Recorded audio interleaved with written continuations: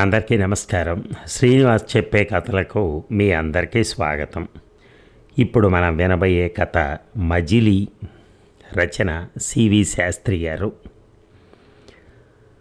సరోజ హాస్పిటల్లో ఐసీయూ ముందు అభావంగా, నీరసంగా, నిస్తేజంగా కూర్చుంది.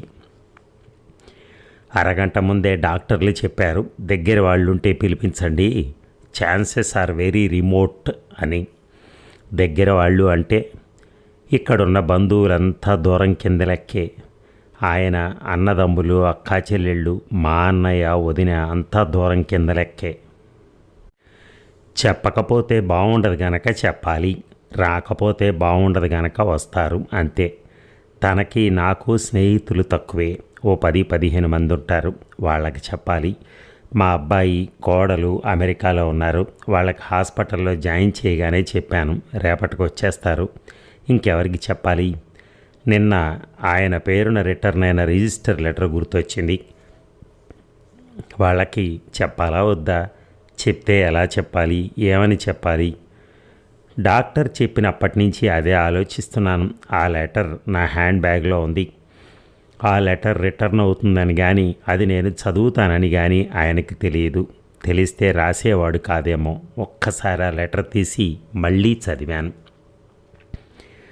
డియర్ నీరజ, ఎన్నాళ్ళుగానో దాచిన ఒక రహస్యం నీకు చెప్పాలి. ఎన్నాళ్ల రహస్యం? 16 సంవత్సరాల రహస్యం. అనుకోని పరిస్థితుల్లో నేను నిన్ను పెళ్లి చేసుకున్న నాటి రహస్యం. నేను బిజినెస్ పని మీద ప్రతి నెల విజయవాడ నుంచి మన చెన్నై ఆఫీస్కి వచ్చేవాడిని. అప్పటికే నాకు పెళ్ళయింది, 10 ఏళ్ల బాబు కూడా. అప్పుడు నీ మీద నాకు ప్రత్యేకమైన అభిమానం కానీ ప్రేమ కానీ ఏమీ లేవు. మన స్టాఫ్ 20 మందిలో నువ్వు కూడా ఒకదానివి, అంతే. కానీ ఆ రోజు నువ్వు దారుణంగా గ్యాంగ్ రేపుకు గురై హాస్పిటల్లో చావు బతుకుల మధ్య కొట్టుమిట్టాడుతున్నప్పుడు, నువ్వు తప్ప మరెవరూ లేని మీ నాన్నగారు కన్నీరు మున్నీరుగా విలపిస్తున్నప్పుడు, మొదటిసారి నీపైన సానుభూతి, మీ నాన్నగారి మీద జాలి కలిగి ఆవేశంలో నిన్ను ఓదారుస్తూ అన్నాను, నీకు నేనున్నాను, నిన్ను పెళ్లి చేసుకుంటాను అని. 2 ప్రాణాలు కాపాడుతున్నాననే భావనే తప్ప ఇక్కడ మరో 2 ప్రాణులకు అన్యాయం చేస్తున్నాను అనే ఆలోచన ఆ క్షణంలో రాలేదు.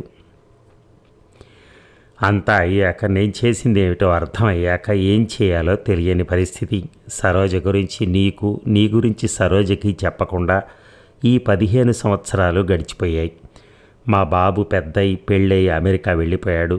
ఇన్నాళ్ల తర్వాత ఇప్పుడు చెప్పటం దేనికి? ఈ ప్రశ్న కూడా నేను వేసుకున్నాను. మీ ఇద్దరికీ కూడా ఆర్థికంగా ఇబ్బందులు లేవు. ఈ మధ్యన ఎందుకో ఆరోగ్యం తగ్గుతోంది అనే భావన వస్తోంది. నాకేమైనా అయితే నువ్వు, పాప ఇబ్బంది పడతారు. సరోజ కూడా ఒంటరిదైపోతుంది. మీ ఇద్దరికీ చెబితే, మీరు అర్థం చేసుకోగలిగితే ఒకరికొకరు తోడుండొచ్చు. నువ్వు పిల్లలు కావాలని కోరుకున్నప్పుడు, డాక్టర్ నీకు పిల్లలు పుట్టే అవకాశం లేదన్నప్పుడు, నీకోసం అనాథాశ్రమానికి వెళ్ళి 3 నెలల పాప లావణ్యను దత్తత చేసుకున్నాం. తనకిప్పటికీ తెలియదు మన సొంత కూతురు కాదని. అది నా జీవితంలోని మరో రహస్యం. బహుశా లావణ్యకి రహస్యం చెప్పాల్సిన అవసరం ఎప్పటికీ రాకపోవచ్చు. ఇప్పుడు ఈ ఉత్తరం గురించి కూడా తనకు చెప్పద్దు. నాకు ముందే పెళ్ళయిందని మాత్రం చెప్పు. నిన్ను పెళ్లి చేసుకున్న పరిస్థితి కానీ, తనను పెంచుకున్న సంగతి కానీ చెప్పద్దు. తన దృష్టిలో నేను మోసగాడినైనా పర్వాలేదు, కానీ ఈ విషయాన్ని తను భరించలేకపోవచ్చు. నీకు ఎదురుగా చెప్పి సాహసం చేయలేకపోయాను. ఫోన్ చేసినా ఇంత క్లియర్గా చెప్పగలిగేవాడిని కాదేమో. నేను 10-15 రోజుల తర్వాత నీ దగ్గరికి వస్తాను. ఈలోపు నువ్వు ఆలోచించుకునే వ్యవధి ఉంటుందనే ఉద్దేశంతోనే ఈ ఉత్తరం రాస్తున్నాను. నీ రెస్పాన్స్ని బట్టి సరోజకి ఎలా చెప్పాలో ఆలోచిస్తాను. పరిస్థితుల ప్రభావం తప్ప నిన్ను కానీ సరోజను కానీ మోసం చేయాలనే ఆలోచన అయితే నాకు లేదు. పాప జాగ్రత్త. భాస్కర్. బాగా తలనొప్పిగా ఉంది. బయటకు వచ్చి కాఫీ తాగాను. భాస్కర్కి కాఫీ బాగా ఇష్టం. పడుకునే ముందు కాఫీ తాగి కానీ నిద్రపోడు. ఎవరింటికైనా వెళ్తే అడగడానికి ఇబ్బంది పడి అలా వాకింగ్కి వెళ్ళొస్తామని చెప్పి బయటకు వచ్చి కాఫీ తాగేవాళ్ళం. అంత అలవాటు. రోజు మామూలుగా జరిగే ఇలాంటి చిన్న చిన్న విషయాలు ఇకపై ఇలా జ్ఞాపకాలుగా బాధిస్తాయా? ఈ జ్ఞాపకాలు ఎన్నాళ్ళుంటాయి? మనం పోయే వరకునా, మర్చిపోయే వరకునా? రాత్రి 10 అయింది. ఆమెకు ఫోన్ చేయాలా వద్దా? ఏమీ తెలియటం లేదు. పోనీ రేపు బాబు వచ్చాక మాట్లాడి చేస్తే ఈ విషయం నేను డిసైడ్ చేసుకోవటమే మంచిది. ఫోన్ చేయకుండా భాస్కర్ సెల్ స్విచ్ ఆఫ్ చేస్తే ఈ విషయం ఆమెకి ఎప్పటికీ తెలియదు. కానీ ఆమె దృష్టిలో భాస్కర్ మోసగాడిగా మిగిలిపోతాడు. చెబితే మాత్రం మోసగాడు కాదా? చిన్నగా నవ్వొచ్చింది. ఎందుకో చెప్పటమే మంచిది అనిపించింది. భాస్కర్ ఫోన్ తీసి ఆమె నెంబర్ డయల్ చేశాను. డాడీ, లావణ్య, నేను డాడీ స్నేహితురాల్ని మాట్లాడుతున్నాను. డాడీ ఎలా ఉన్నారు? బాగున్నారు. అర్జెంట్ మీటింగ్లో ఉన్నారు. మమ్మీతో మాట్లాడాలి. ఒకసారి ఫోన్ ఇస్తావా? అమ్మ, ఎవరో ఆంటీ నీతో మాట్లాడతారట. హలో, నీరజ్ గారు, నమస్తే. ఒక్కసారి లావణ్య దగ్గర నుంచి బయటకు వస్తారా? మీతో కొంచెం మాట్లాడాలి. లావణ్య, చదువుకుంటూ ఉండి ఇప్పుడే వస్తాను. ఫోన్ మాటలు వినిపిస్తున్నాయి. ఒక నిమిషం తర్వాత, హలో, ఎవరు మీరు? ఎక్కడి నుంచి మాట్లాడుతున్నారు? నాతో ఏం మాట్లాడాలి? మీరు అన్ని ప్రశ్నలు ఒకేసారి వేస్తే సమాధానం చెప్పటం కష్టం. నేను వాట్సాప్లో ఒక లెటర్ పంపిస్తాను, చదవండి. ఇక్కడ కూర్చునే చదవండి. ఒక గంట తర్వాత కాల్ చేస్తాను, అప్పుడు మాట్లాడుకుందాం. భాస్కర్ రాసిన లెటర్ వాట్సాప్లో పంపించాను.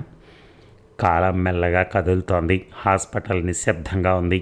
ఉదయం నుంచి ఏమీ తినకపోవటం, హాస్పిటల్ వాతావరణం, అదో రకమైన ఆ వాసన కడుపులో తిప్పుతున్నట్టుగా ఉంది. ఆ నిశ్శబ్దం భయంకరంగా ఉంది.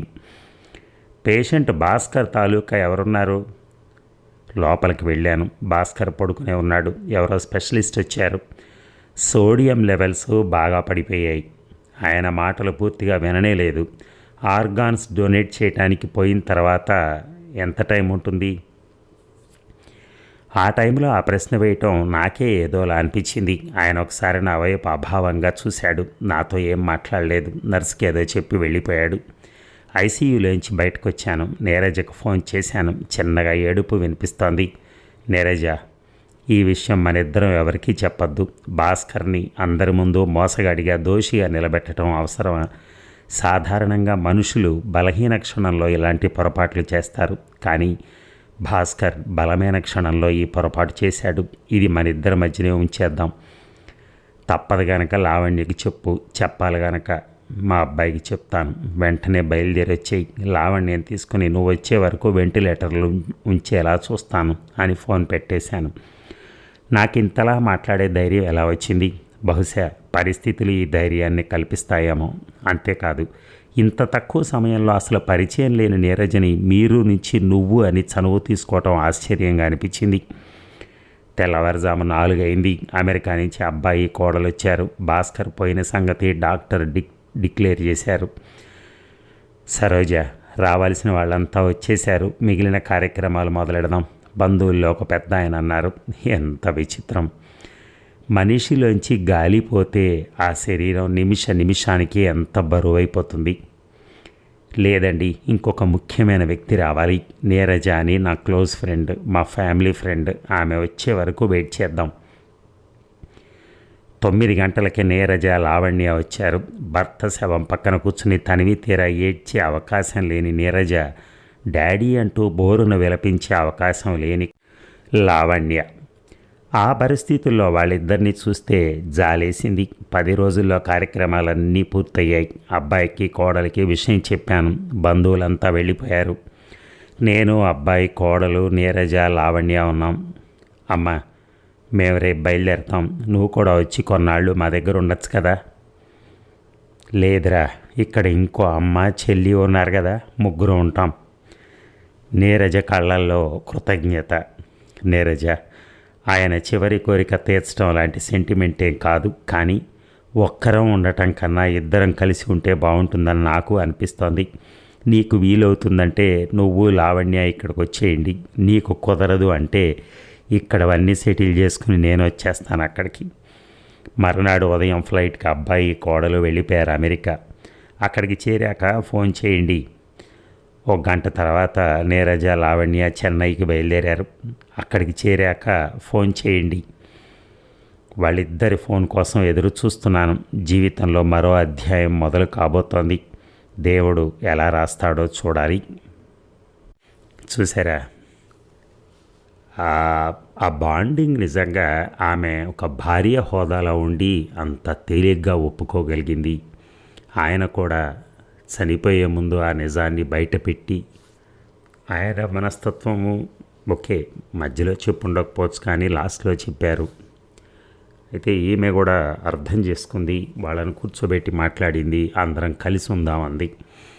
ఏదేమైనా ఒక మంచి స్టోరీ అన్నట్టే. అంటే ఒకళ్ళు చేసిన తప్పుని వీళ్ళిద్దరూ కూడా సర్దుకుని ఇద్దరు ప్రశాంతంగా బ్రతుకుతున్నారు, రోడ్డు మీద పడకుండా. ఇప్పుడు చిన్నప్పటికి చిన్న తప్పులు చాలామంది చేస్తారండి, చేస్తూనే ఉంటారు. మనిషి అన్నాకే తప్పులు చేస్తాడు. ఆ చేసిన వాడిని కూర్చోబెట్టుకుని మాట్లాడుకుని అన్నీ సెటిల్ చేసుకుంటే ఆ తప్పు మళ్ళీ ఇంకోసారి జరగకుండా చేసుకోవచ్చు. అలాగే వేరే ఏ తప్పులు చేయకుండా కూడా ఆయన మారే అవకాశం ఉంటుంది ఎవరైనా కానీ. అలా మాట్లాడుకుంటే సరిపోతుంది, అంతేగాని సంసారాలు విచ్ఛిన్నం చేసుకోవటం వలన వచ్చేది ఏమీ ఉండదు. Thank you very much.